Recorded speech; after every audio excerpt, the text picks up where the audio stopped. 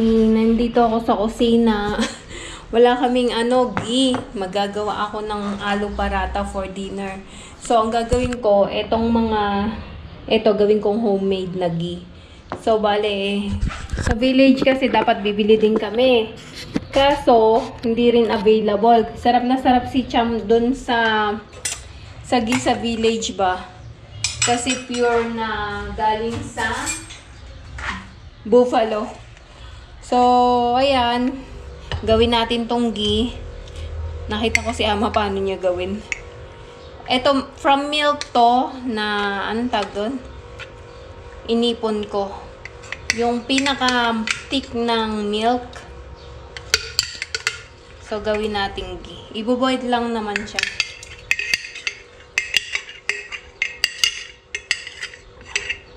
Ganyan siya. Hanggang sa maging ghee.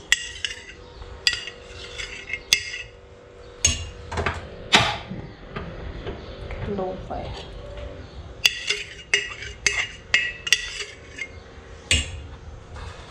Yung isang ganyan.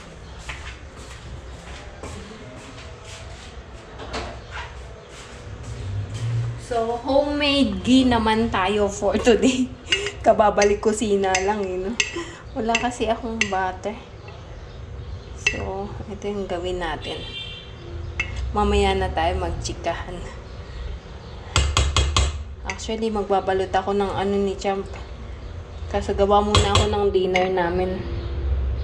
Tapos na ang pahinga.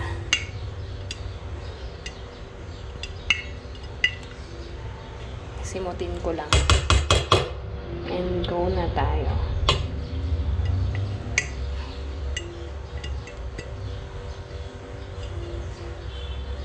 Mura din sana ang ghee doon, 800 lang. Dito kasi 1,000 rupees ang 1 liter. Kaya lang yun lang, wala silang available. Okay.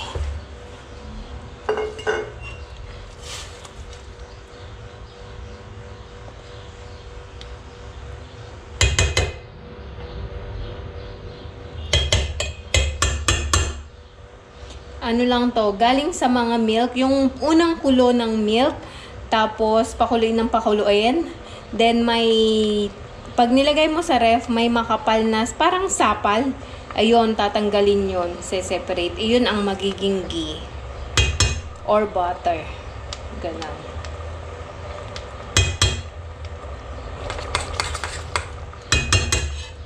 So, papakuluin lang siya ng papakuluin.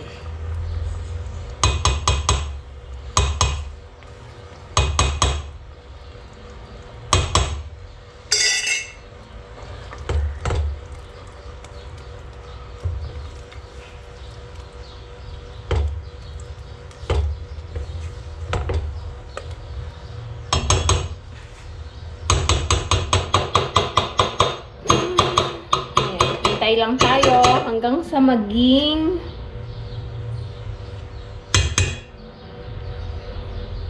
siya.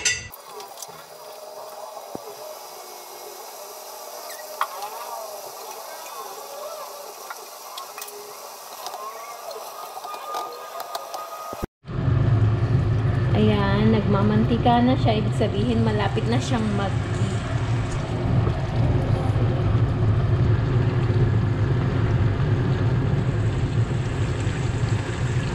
Lang yung nakuha ko, konti lang. Paano kasi nasunog yung iba, nawala sa loob ko. Nagluto ako ng roti, ayan. So patigasin ko lang siya, then pakita ko sa inyo yung finished products. Mag-harvest ako ng mga lettuce. Ang dami na. So para sa dinner namin mamaya, plano kong gumawa ng tortilla wraps. Tingnan natin. Harvest ko ng buo. Ito maganda, malalaki yung Muulan dito sa amin ngayon.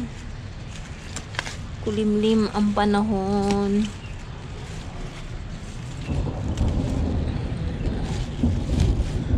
Kuha tayo dito banda, malalaki.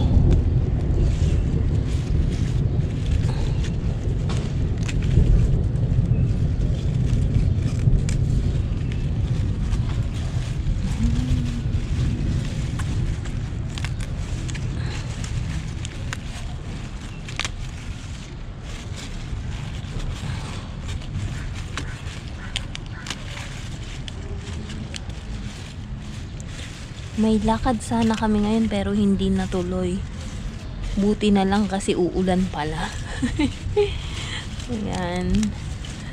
So, kulang tayo. Bawasan ko medyo makapal.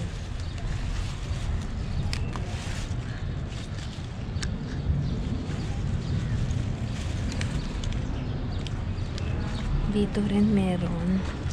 Kaya lang banda rito medyo maliliit. Nagsiksikan kasi sila. Bawasan ko kaya.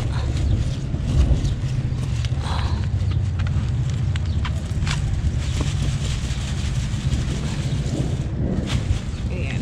Ayan, okay na siguro to. 4 lang naman kami. Ayan ang ating harvest. Malalaki na ang aming green beans. Ulan ulit. Ayan o, ang kulimlim. Okay, magandang gabi. Magandang gabi. Time check. 8:13 na ng gabi and hindi pa kami kumakain ng dinner. Pero, hintay pa namin si Buwa. So, bago kami kumain, magbalot ako ng mga libro ni Champ. Kasi, pasukan na bukas and kadarating lang namin, pasukan na actually nung Thursday, no? Nung Thursday. And then, ngayon pa lang ako magbabalot and bukas pa lang siya papasok. Makakapal yung libro niya. Tingnan nyo, oh. Lahat. Ilan yan? 9 subjects, 9 books. 2, ilan ba yan? 1, 2, 3, 4, 5, 6, 7, 8. May isa pa. So, lahat ng books niya, makakapal. Tingnan nyo, oh. Eto, ano yan? Science. Computer science. Conceptual science and tech pala. Tapos, eto, what is this? Grammar. Ang kapal, diba? Grade 10 na siya. Kumbaga parang 4th year high school sa atin. Tapos ito, Nepali. Nepali yan. 10. 1-0. Ang nababasa ko lang is yung, anong tawag nito? Numbers. English, 10. And then, ito, what is this? Nepali Vyakaran. Nepali Vyakaran. English grammar, but Nepali. So, Nepali grammar, ganun. Tapos ito, social. Yes. Social studies. And then, mathematics and optional maths. So, which book is not available? All of them are. No, there's one book not available din doon namin, she said. Wait, maths, science. What is your, Computer science. Yeah. Computer science. So, wala pa yung computer science. Actually, sa course nila ngayon, hindi course, sa class 10, what did you choose? Optional maths and computer. That one, what is that? Additional Optional subjects? subjects. Pinapili sila ng optional subjects. What is the other option? It's Computer science? Computer science or account. Okay. And optional maths or environment science. Yun. So, ang pinili niya is since magaling siya sa math at sa computer, kaya ang pinili niya is optional math at saka computer science. So, ngayon, ganito ang pambalot dito. Ganyan. Wala kaming plastic na usually ganito na yung binabalot. Sabi ko sa kanya, pumili siya ng tape, abay ayaw, stapler na lang daw. Kasi daw, this is Nepal. So, sabi ko sa Pinas, tape ang ginagamit namin pambalot. Stapler na lang daw gamitin namin. So, ayan. So, I usually use this page rather than this page. Okay? What? The metal page. Yeah. Yeah. That's it. Again, ganito yung balot namin. So, magbalot muna tayo.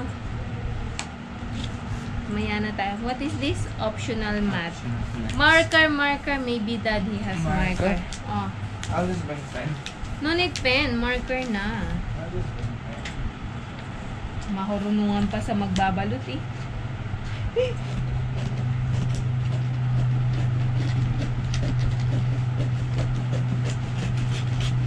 Walo lang naman yung babalutin namin, so mabilis lang yun. Tapos yung mga exercise book niya is from the school. May mga nakalagay na ano. Pakita ko na lang sa inyo mamaya, nasa baba kasi. May mga nakalagay na, anong tawag doon?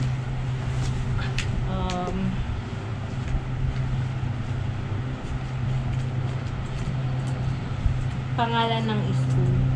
Usually ganun ang exercise book dito. Kumbaga yung notebook. Galing sa school, nilalagyan nila ng pangalan. Okay, so ganito ako magbalot. I think Dad has tape. Let's use tape then. Stapler better. Tape it will come out.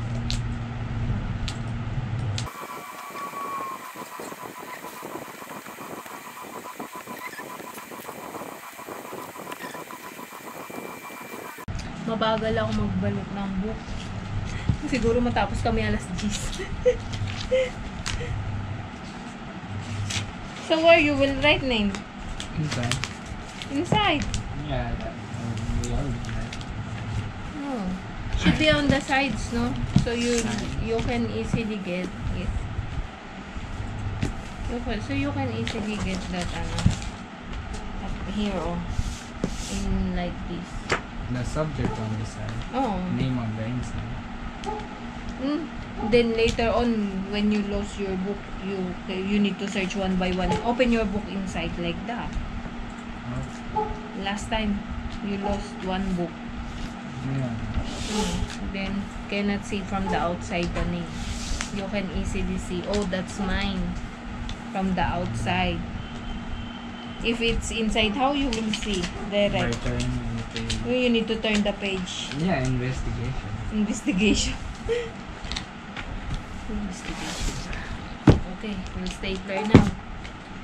First fold inside. Isn't it? Then stapler.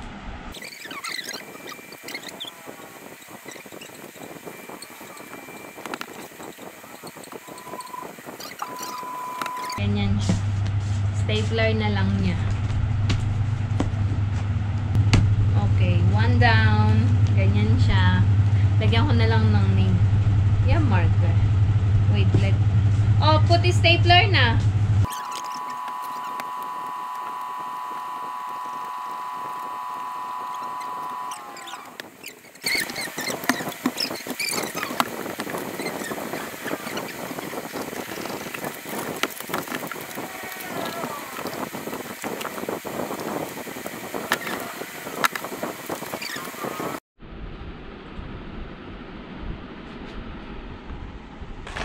Pakita ko lang sa inyo, ito yung kanyang mga exercise book. Ayan. Ganyan siya. Malalaki. Mga parang A4 size. Tapos, iba yung science notebook. Ano bang pinagkaiba? Ganyan siya. Tapos, ito, ganyan. So, ayan. Ganyan karami. Galing to sa school. Pero, binayaran namin din yan. Kasama sa, hindi kasama, separate ang bayad ng mga exercise book.